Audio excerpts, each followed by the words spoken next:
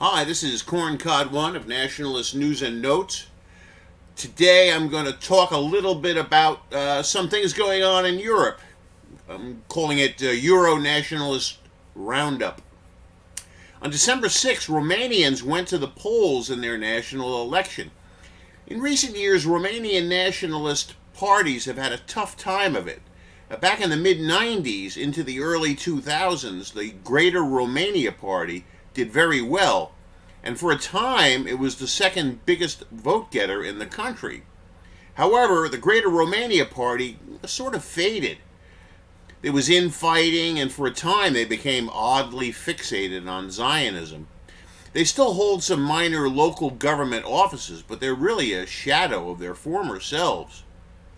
I always had a great deal of respect for another party, Nua Drepata, a serious third positionist party, which used to be part of Roberto Fiore's now defunct International Third Position, but they've always remained quite small.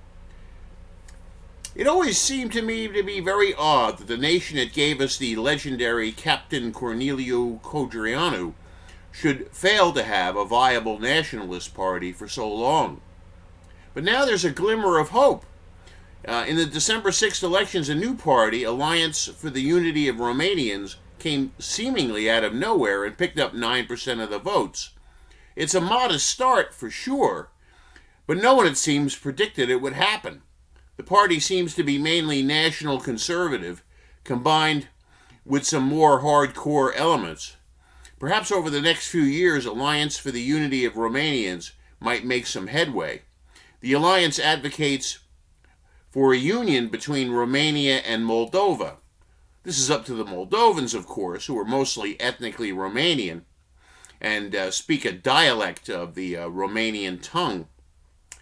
Sadly, Moldova is the poorest country in Europe, mainly because of what can only be described as insane levels of corruption. They might benefit from such a marriage. Going over to Spain, just this week, the Vox Party, led by the charismatic Santiago Abascal, held a series of rallies in the Canary Islands. The devious socialist Prime Minister Pedro Sanchez has been using the islands as a transit point to sneak illegal African immigrants into the country.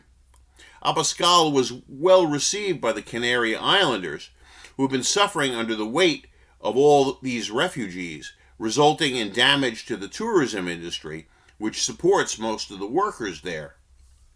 For those unfamiliar with Vox, the party, sort of like the Romanian party I was just talking about, came out of virtually nowhere in 2018, winning significant numbers of seats in the Cortes and the provincial legislatures. Vox has turned Spanish politics upside down. The center-right Popular Party is corrupt and useless, and the ruling socialists are extremely radical. So there is hope for the future of Spain. This is Corncod One of Nationalist News and Notes, signing off.